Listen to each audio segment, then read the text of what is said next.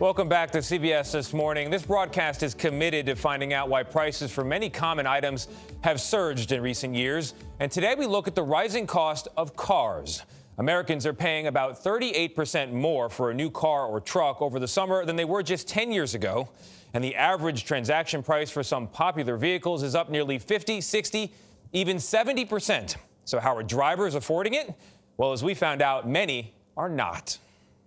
That's right. You can always count on the auto industry. Oh, yeah, there we go. To keep your heart pounding. You can be an explorer right here on Earth. And your imagination racing. It's the official truck of real people. But before you hurry on down to your local lot, consider our experience.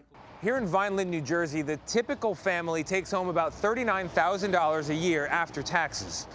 We were curious, what kind of car or truck could we get on that income? So we checked in with CBS News business analyst Jill Schlesinger, kind of our in-house financial planner, and she recommended spending 10 to 15% of that income monthly on a vehicle. That leaves us with about a $400 a month budget. So let's see what we can get.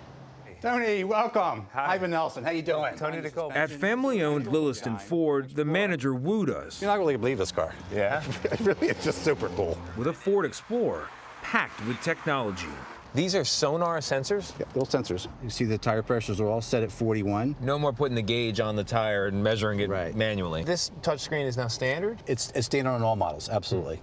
The car itself has Wi-Fi. Has a modem. Oh. We also saw a powerful F-150 Lariat. Not only a 12 volt, but has a 110. It's got its own GPS. Own GPS. Gosh, there's even a button here that adjusts the pedal angle. But was any of it in our $400 budget? Your monthly payment would be $853. $853. All right. Not even close. And that's life for a record number of Americans these days. The big three automakers are retiring many family sedans while rolling out souped-up SUVs and trucks at premium rates that families often can't afford without taking on loans that are now larger and longer than ever. I know this sounds crazy, but I couldn't get rid of the screen and just go back to the old cassette tape and the manual windows. Ivan did find us a simpler truck closer to our budget, but with a catch. Look at that. 446. But 96 months, is that 8 years? 8 years. Those long loans can create lower monthly payments, but it doesn't always mean you can afford the car. More and more vehicles are ending up here at the repo lot. Last year, a record number of Americans fell behind on their car payments. More than 7 million people at least 90 days late. Okay. And when that happens, people like C.J. Faison get a call. His family sells repossessed vehicles at auction in Delaware. We asked if he's seen more business. Tons. Tons of repos. Yeah, I would say it's probably doubled, if not tripled. Wow. Yeah. Why? I think mainly because there's people who are going longer terms on cars. They're more expensive. You owe more on the car than what it's worth.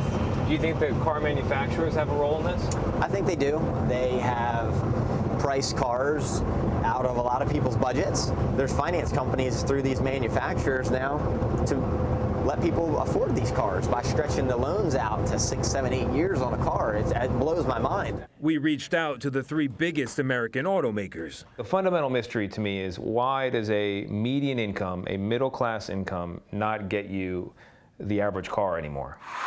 Manufacturers play a key role in setting vehicle prices. I mean, I'll put it bluntly, are you guys being greedy?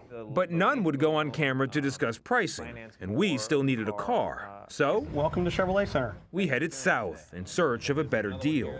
Down here in Winter Haven, Florida, a typical family income is about $35,000 a year after taxes, which means a responsible monthly car payment might be about $350. Thank you. We zeroed in on a new Chevy Impala. This one does not have ventilated seats. It just No has ventilated heated seats, no! But once again, our budget was shot. Can I get rid of the halogen headlamps? No, Keyless open? no, The infotainment system? no. In the end, the only car in stock that our middle-class budget would comfortably allow was the Spark, Chevrolet's smallest vehicle. Is that the only one you have on the lot? I have two just like that one. They're twins, But same color? same color. What is that, a pink or is It that is. red? It's a pink. Can we call it a red? We can call it a red. It's a pink. Yeah, we'll call it a red. Just It's a red. Yeah. Okay. Oh, I love my Chevy Spark. The official color on that car, by the way, is raspberry. Yeah, which is somewhere between pink and red. I want to thank those guys at Lewiston Ford and also Winter Haven Chevrolet. They tried to get me a good deal. Ultimately, this comes down to the car manufacturers. And in statements to CBS, here's what they said. GM pointed to a customer-driven trend to larger vehicles and said that household incomes are up and interest rates are low. So they think that on a relative basis, new vehicles are actually a steal.